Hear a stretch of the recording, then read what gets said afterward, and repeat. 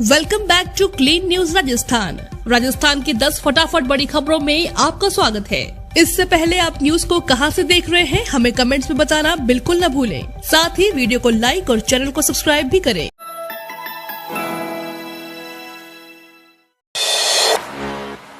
विधायकों को शिकायत नहीं, बदलाव की अटकलों के बीच बोले गहलोत। राजस्थान में मुख्यमंत्री बदले जाने की अटकलों के बीच मुख्यमंत्री अशोक गहलोत ने अपनी सरकार की जमकर तारीफ की है। उन्होंने कहा कि उनके पास जो भी विधायक आते हैं उनके पास कोई शिकायत नहीं होती है। वे कहते हैं कि पहली बार कोई सरकार इतना काम कर रही है। बदलाव की आहट के बीच गहलोत ने बजट की भी बात कही और कहा कि अगला बजट युवाओं के नाम होगा।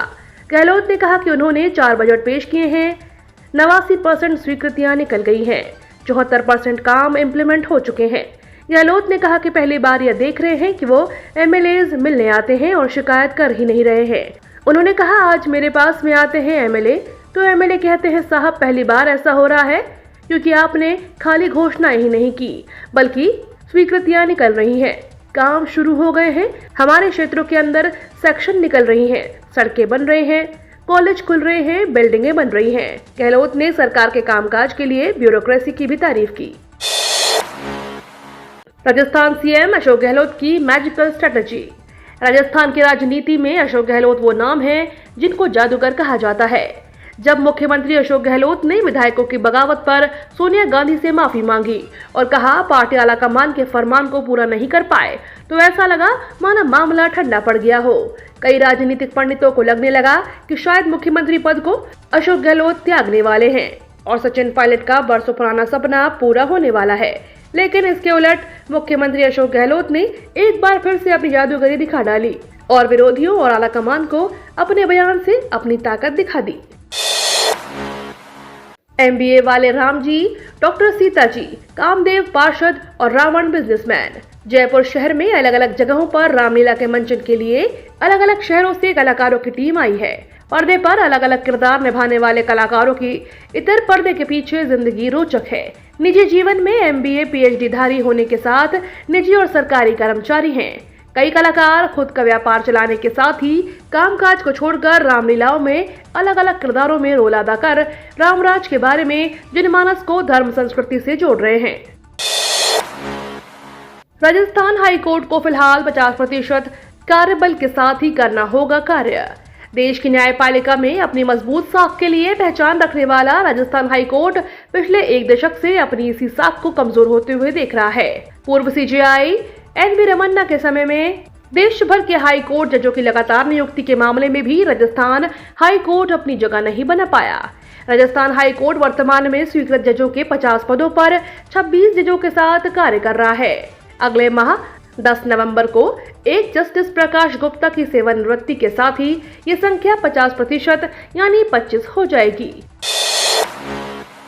जनवरी में राजस्थान का बजट हो सकता है पेश, सीएम अशोक गहलोत के बयानों से आया बड़ा संकेत। सीएम अशोक गहलोत सोमवार को सचिवालय में बजट घोषणाओं की समीक्षा बैठक के बाद मीडिया कर्मियों से मुखातिब हुए। सीएम ने कहा कि इस बार बजट जल्दी आ सकता है, मतलब जनवरी में राजस्थान का बजट पेश हो सकता है। सीएम ने कहा कि चुनावी साल होने के चलते बजट जल्दी पेश किया जाएगा। राजस्थान में जनवरी अंत और फरवरी तक बजट आ सकता है।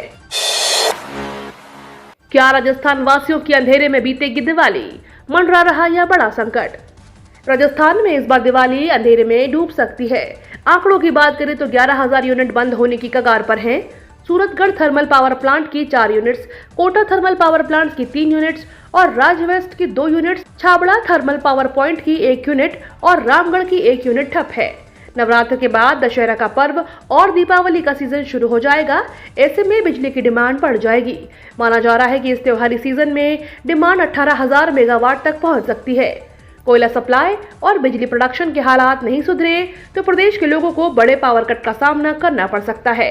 पहले भी बिजली संकट की खबरें चली थी लेकिन फिर भी बिजली विभाग ने ध्यान नहीं दिया। इसी के चलते लापरवाही की वजह से इस बार दीपावली अंधेरे में डूब सकती है।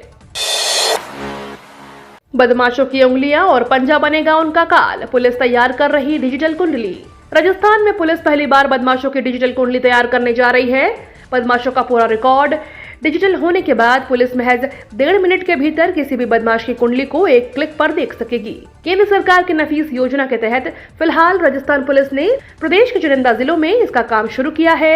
इस पायलट प्रोजेक्ट में जयपुर डीसीपी नॉर्थ और डीसीपी वेस्ट को डिजिटल मशीनें उपलब्ध करा दी गई हैं। सब कुछ ठीक रहा तो वह दिन दूर नहीं रहा जब पुलिस अपराधियों के गिरबान तक आसानी से पहुंच सकेगी। राजस्थान में सोना चांदी खरीदना हुआ महंगा। राजस्थान में मंगलवार को त्योहारी सीजन में जयपुर के सराफा बाजार में सोने की कीमतों में बढ़ोतरी हुई है। सोना 750 रुपए महंगा हुआ है, जबकि चांदी 3800 रुपए महंगी हो गई है।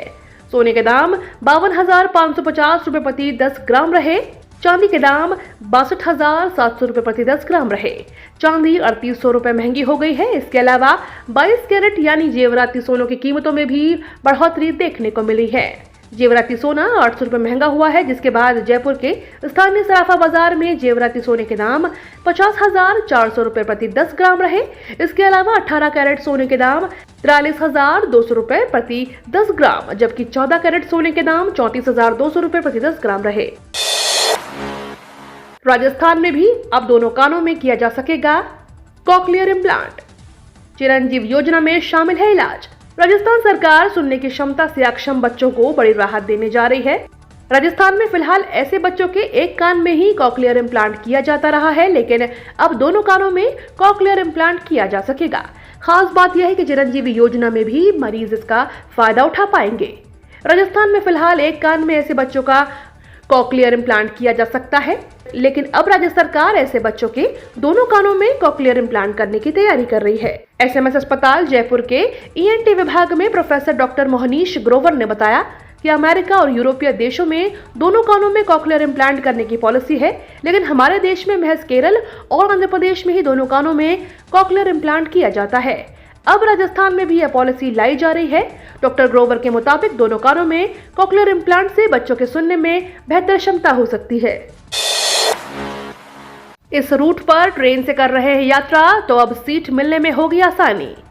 रेलवे की ओर से अतिरिक्त यात्री यातायात को देखते हुए यात्रियों की सुविधा के लिए दुर्ग अजमेर, दुर्ग साप्ताहिक व अजमेर दिल्ली सराय, अजमेर जनशताब्दी रेल सेवाओं में डिब्बों की स्थायी बढ़ोतरी की जा रही है। उत्तर पश्चिम रेलवे के मुख्य जनसंपर्क अधिकारी कैप्टन शशि किरण अनुसार गाड़ी संख्या 18213, 18214 दुर्ग अजमेर दुर्ग साप्ताहिक एक्सप्रेस रेल सेवा में दुर्ग से 6 नवंबर से और अजमेर से 7 नवंबर से एक थर्ड एसी श्रेणी डिब्बे की स्थायी बढ़ोतरी की जा रही है। गाड़ी संख्या 12065, 12066 अजमेर दिल्ली सराय रोहिल्ला अजमेर जनशताब्दी रेल सेवा 7 नवंबर से 2 द्वितीय कुर्सी यान श्रेणी डिब्बों की स्थायी बढ़ोतरी की जा रही है।